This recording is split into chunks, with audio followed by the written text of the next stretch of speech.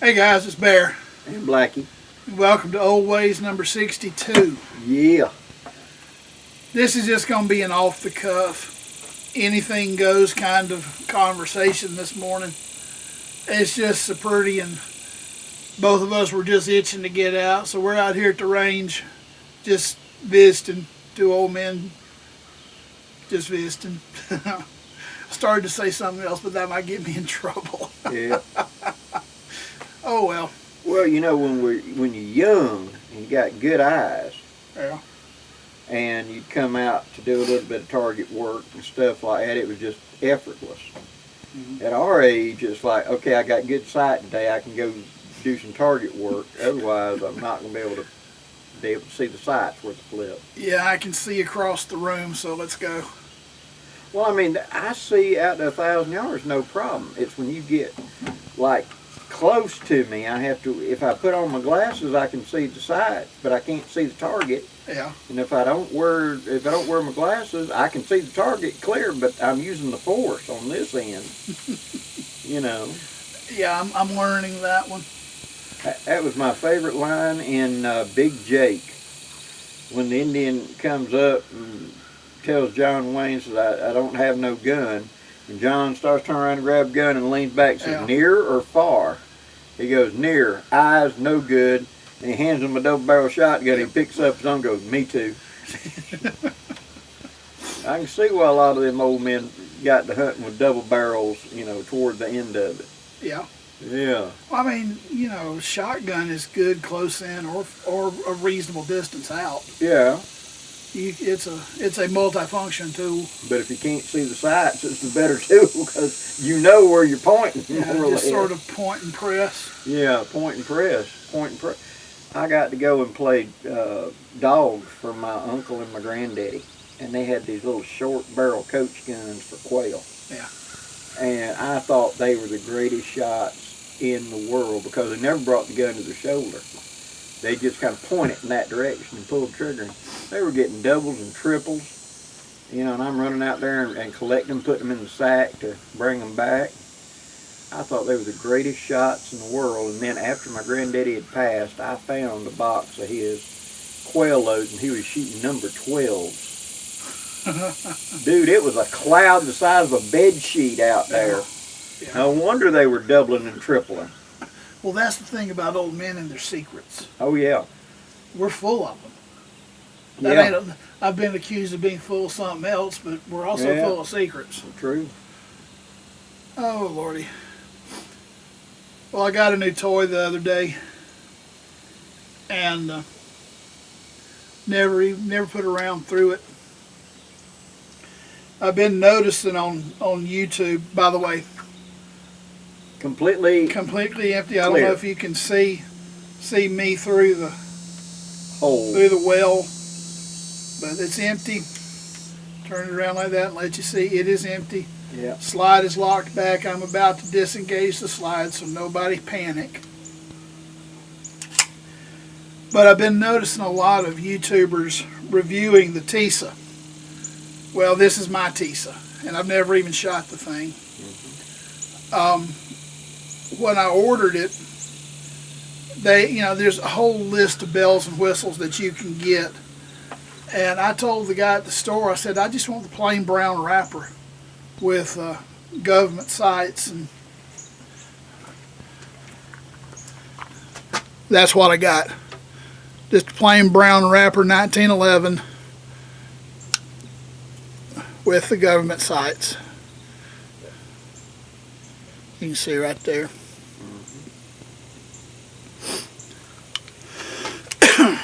And by the way, yes, the safety is engaged. See right there. So we're safe on an empty chamber. Well, I've had mine for 3 years now, but I got the little more bells and whistles. The Duty, that's got Novak type sights on it that my old eyes can see better. Right. And I liked it when but yours has even got the lanyard loop on it. Yes, it does. It's got the lanyard loop right there. Which is original issue was lanyard loop. A lot of people don't get that whenever they went to Colt about that, he wanted it for a cavalry gun. And so you had a lanyard on the bottom of the magazine and on the bottom of the gun, and there was a clip that went to the soldier, so he's on a horse.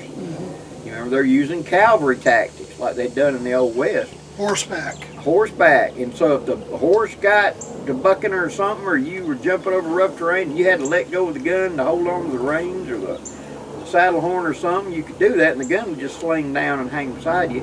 And that's the reason it's got the extra safety. It's got the palm grip safety and the thumb safety. So it, in theory, can't go off unless you're holding it and the safety's off and pulling the trigger. Even if the safety's off and you let go, that other safety engages and it can just flop around. It's not going to go off. Back in 1911, when they were, well, I guess it would have been 1910. 1910. When they were doing the trials for this gun compared to some other ones, they compared it to the 08 Luger. And they compared it to another, Savage. Yeah, I think Bergman got in on it too. But of course, this was the winner. But part of those tests is suspending it by the trigger strap. Okay. Trigger guard. And they pulled each gun up, each pistol up 1 foot off the ground and dropped it. And then they went to 2 feet off the ground until each individual pistol fired.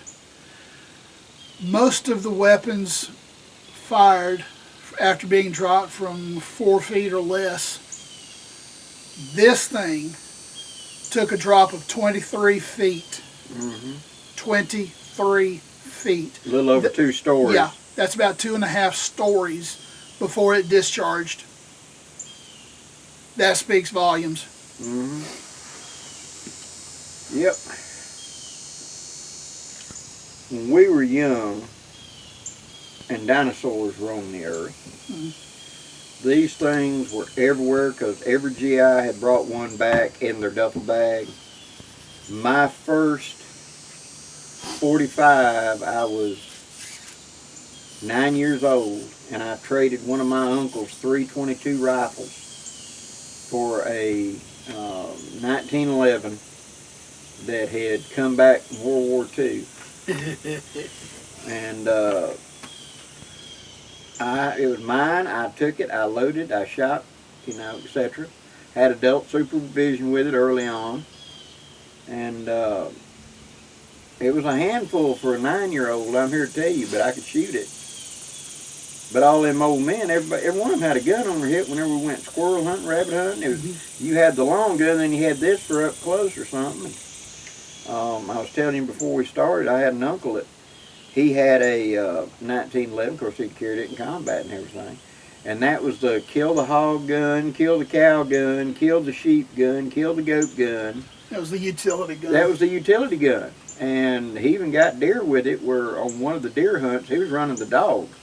And they had turned the dogs loose, and just like, everybody used to put a $5 ante up into the kitty, and whoever got the first deer won the till, because you got 20, 30 people going out to do a family dog hunt, and you got all your... Well, you always got to run a pool of some sort. A little pool. Yeah. Well, the family had all the standards already there, and then way down the road in front of them or whatever, you get the dog handlers. They turn loose the dogs, and they're supposed to drive the deer toward the shooters, for my northern friends that may not know what this is. And so usually you turn loose the dogs, and it's 15, 20, 30 minutes maybe, as the deer start to get up and run in that direction. They try to evade, and finally they'll just start running. Well, on that particular morning, they were right in the nest of deer and didn't know it. So whenever he turned loose the dogs, within like 100 yards, they flushed a bunch of deer, and this one doe came running back up the road at him.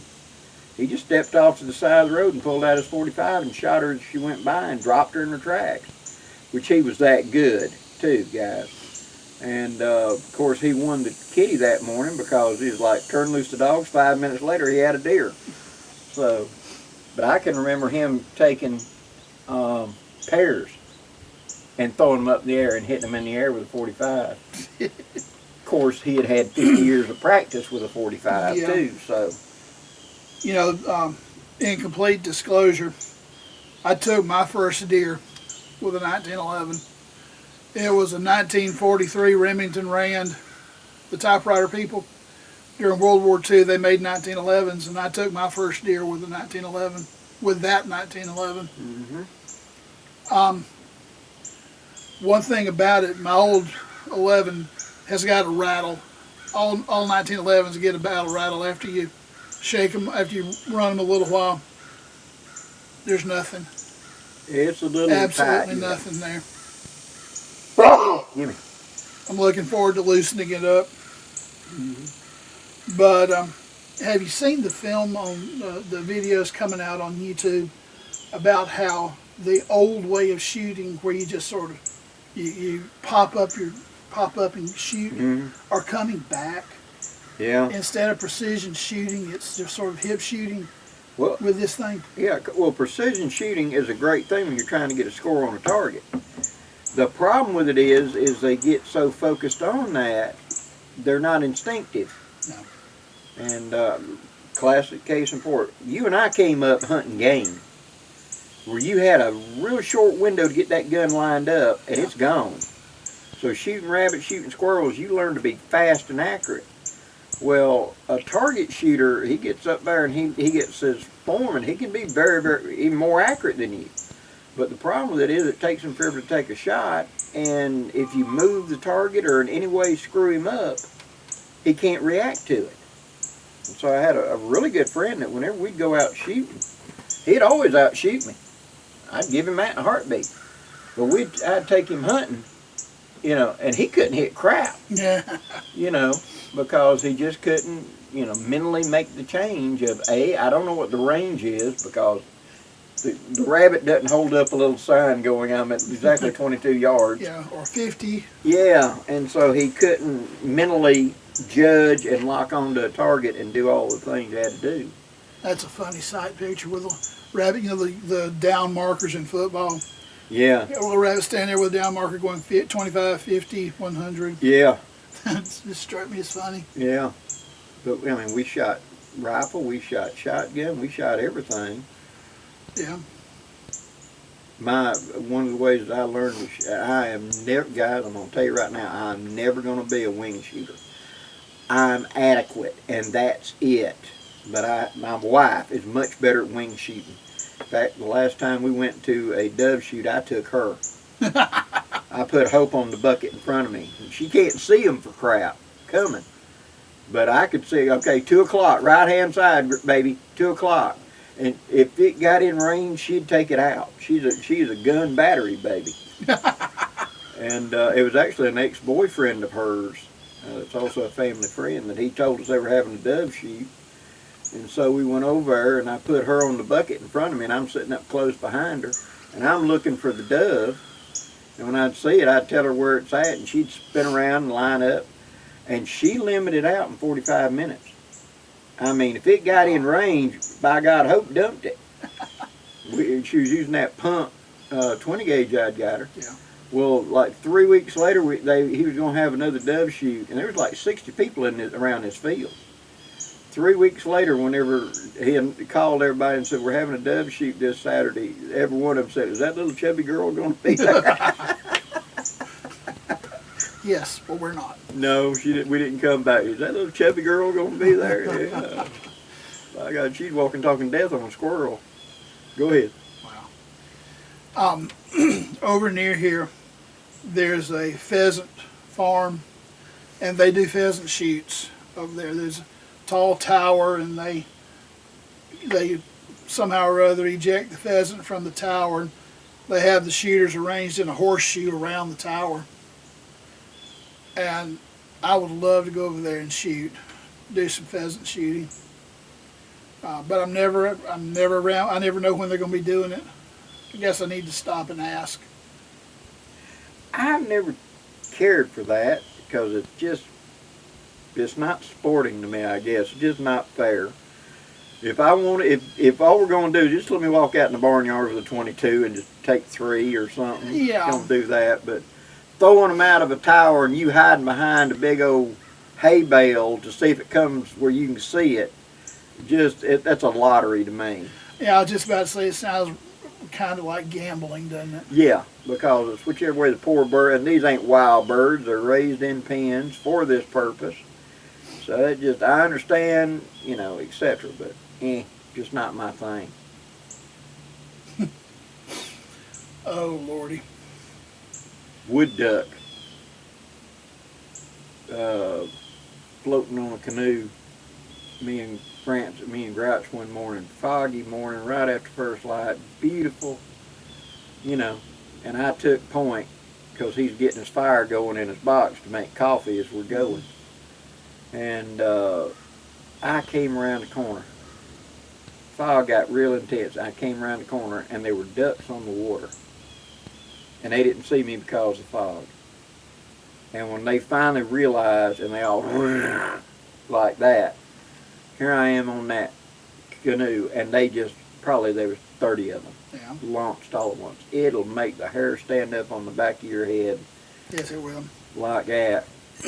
I was hunting with a friend of mine back on our place, back when I was a kid, and we were sneaking up on this little pond back in the swamp, and ducks all the way across it.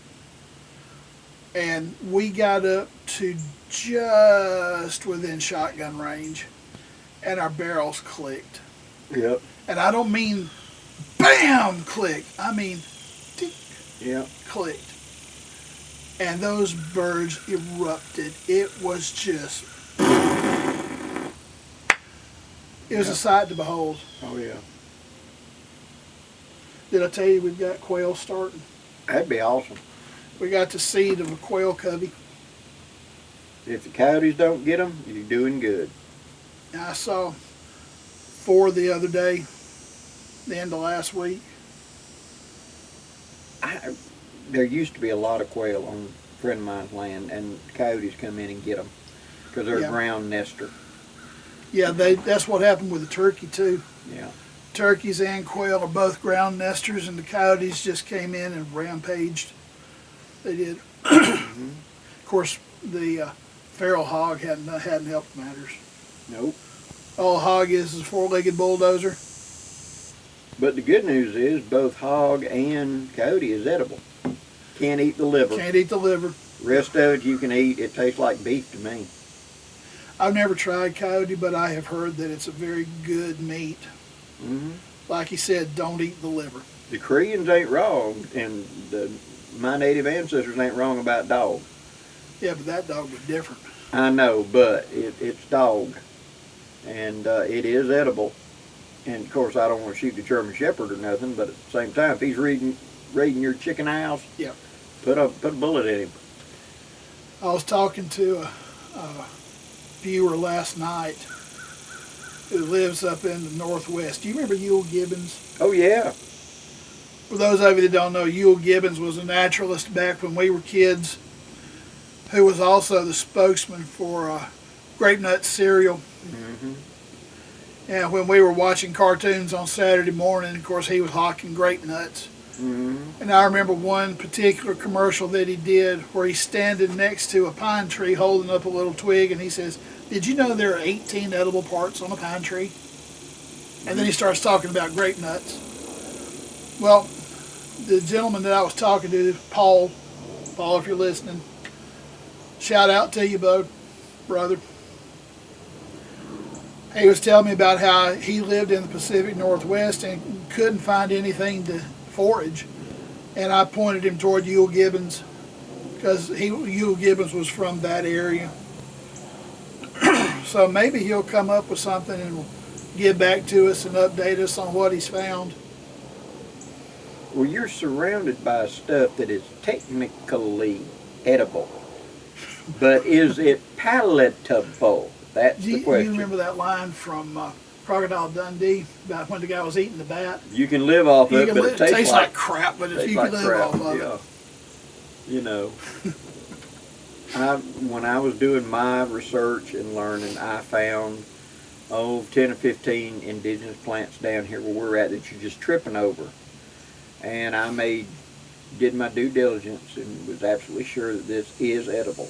And so then I did my experiments and I tried cooking it and tried eating it. And most of it tastes like wet grass or something. Yeah. You know, yes, it is eatable, but is it palatable? Good question. Is the thing. Yes, you can live on it, but don't mean you're going to like it. Yeah. My mom and I were riding down on the farm. I guess it was Sunday afternoon after church, and we found big bunches of scuppernong and beautyberry. We also found some cattail, and virtually the entire plant is edible. When the head up on the top, before it sprouts, you can take it and deep fry it, batter it and deep fry it, and they say it's absolutely delicious. You can eat the stalk raw, or you can dry it out, the roots. You can dry them out and powder them and make a flour. That's going to take some effort getting back in there to that cattail stand, but maybe I can make it happen. And there's something else. Oh, kudzu. Yeah, it's edible, but it ain't palatable. For those of you that are down here in our neck of the woods, you can eat kudzu. Just cook it like you would turnip greens. Wash the leaves real good. Put them in water with a nice big chunk of fat back.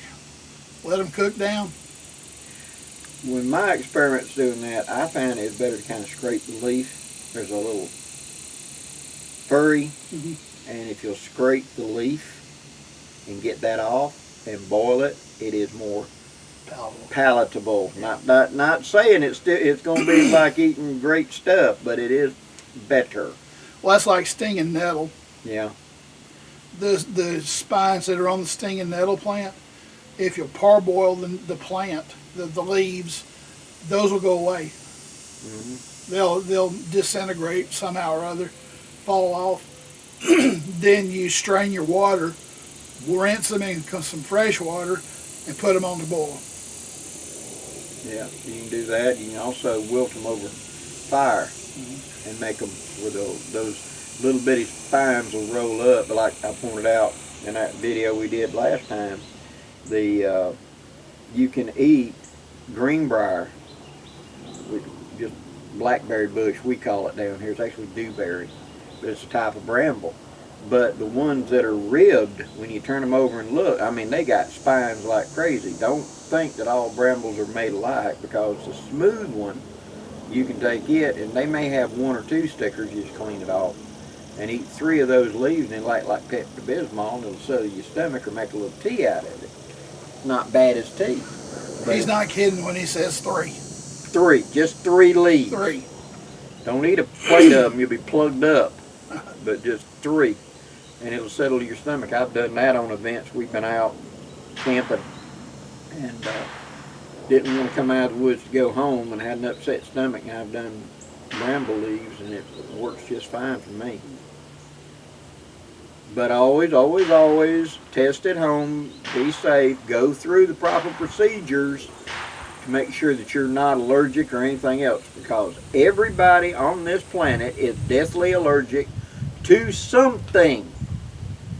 What it is the question. And you don't need to find that out in the middle of the woods. Right. I mean, that's a no-no. You can be, a good friend of mine's mom was horribly allergic, nearly died when she was like 14 because she ate a banana. And so she spent her whole life scared to death of banana. And finally, when she was like 68 years old, she was at a party or something and accidentally ate part of a banana that was mixed into something. And she panicked and immediately ran to the ER because she remembered how bad it had done her when she was young. And she told them, said, I'm deathly allergic to banana and I've eaten a banana. And so they sat there and watched her for nearly 2 hours. No reaction, no nothing. So you ain't no more. Whatever it was back then, you know, she was a young girl, you grew out of it. She said, well, damn, give me some bananas. And so she fell in love with the last couple of years of her life. She fell in love with banana pudding then. Well, anything else, brother? It's shooting time. I can hear them firing over the range. Yeah, the natives are getting restless. No, we've done about all the damage we can do for this one. All right. We do thank you for joining us for this little ad hoc discussion. Hope you can get something out of it. Don't forget to hit that like button and leave us a comment. And hit that little bell icon so you'll get all the updates. And go over to his channel too. Thank you. Go in there and hit the like button on his channel. Subscribe to him. Hit the little bell icon so you'll get everything that this cat puts out, because he puts out a lot of good stuff. A lot of good stuff. But anyway, with having said that, we'll see you down the road.